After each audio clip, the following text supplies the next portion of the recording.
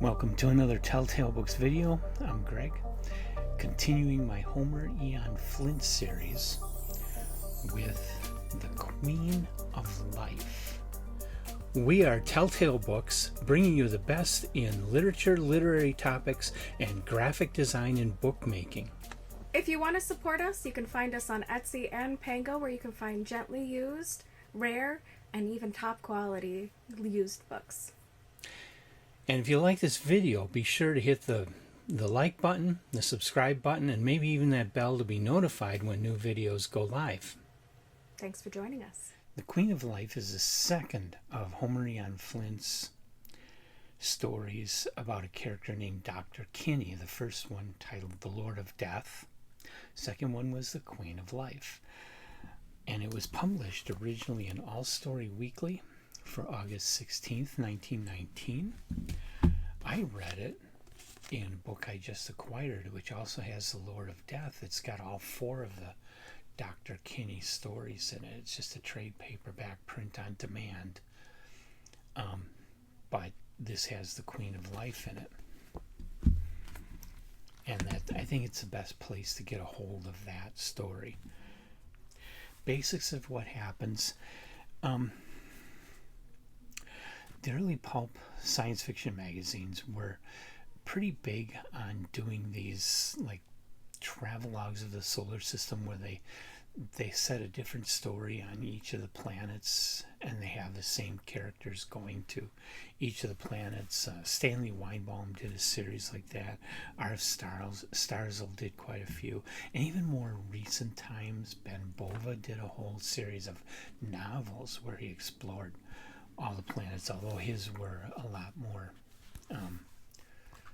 realistic scientifically, because they were more recent and better science, and Bova was just a better writer, and a lot has changed about science fiction since the early days of the science fiction pulps.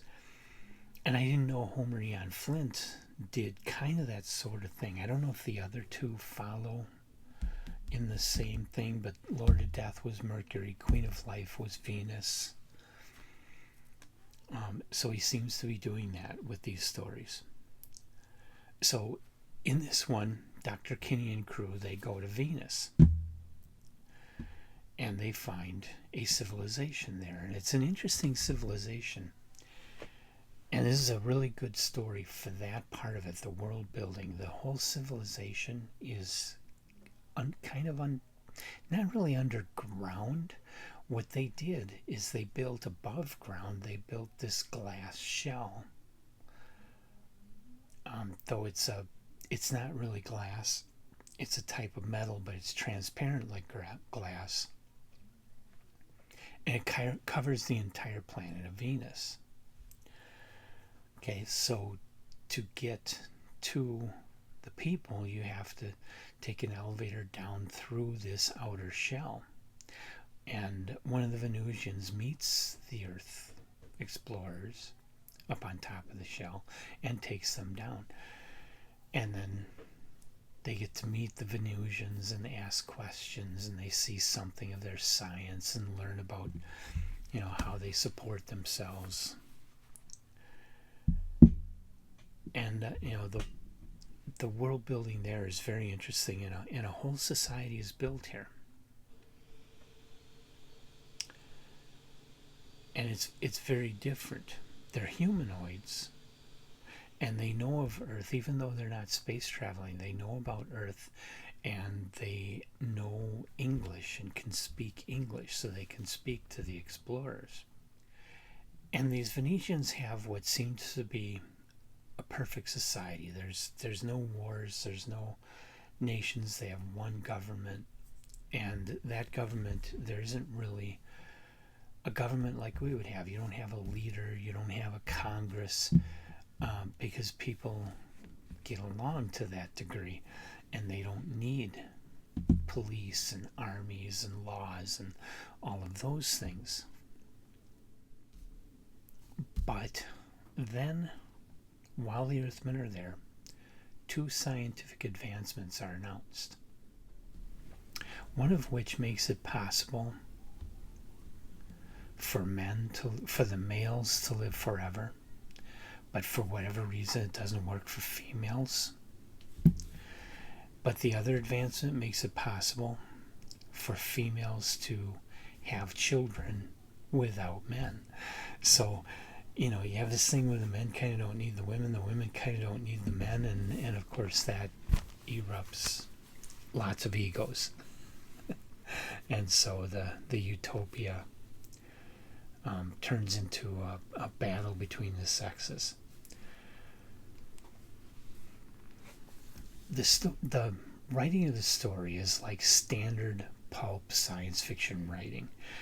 The characters are not that well done. The story is not that well done. The plotting is kind of rough, and the descriptions are okay. The way the words are smithed is not anything beyond basic. So it comes across as standard 1930s science fiction pulp story, except it was published in 1919 and before science fiction magazines existed. So I think I can see where a lot of the early science fiction writers were kind of imitating this, but they shouldn't have been, because this isn't the best of what was being done in 1919. I've been reading a number of authors that were writing science fiction and fantasy at this time. Francis Stevens, Homer Eon Flint, Austin Hall, Abraham Merritt, and Edgar Rice Burroughs, and of them, Homer Eon Flint seems to be the weakest writer of the bunch.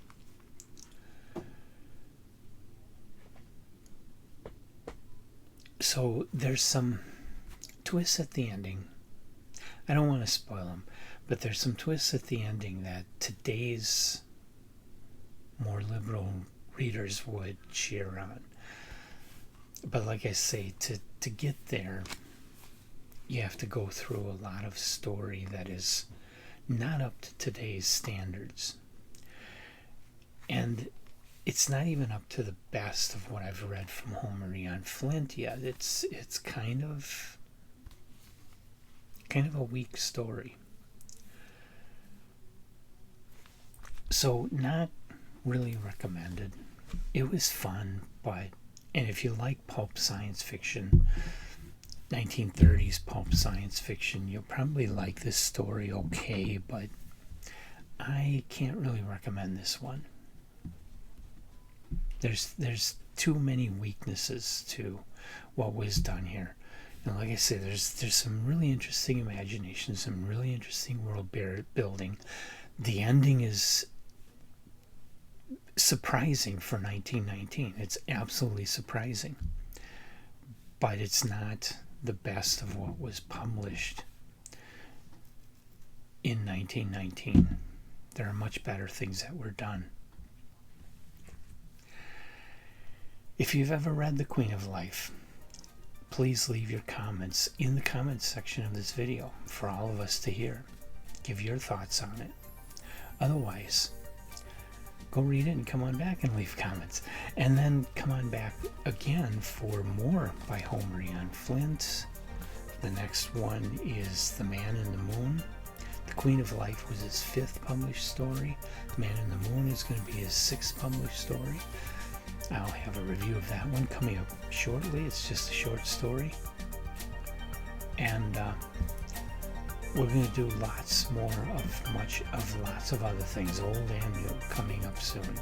So come on back and join us for all we do here on Telltale Books.